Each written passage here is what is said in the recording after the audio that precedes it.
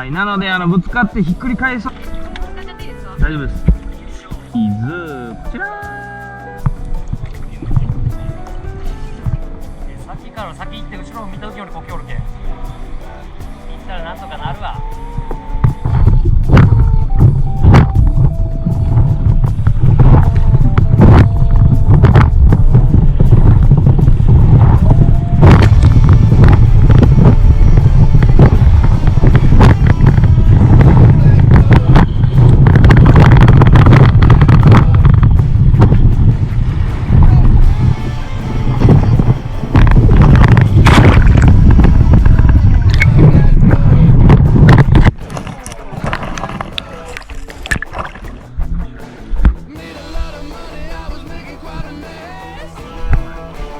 めちゃくちゃ吹きますけど、ちゃんと動画では撮ってます。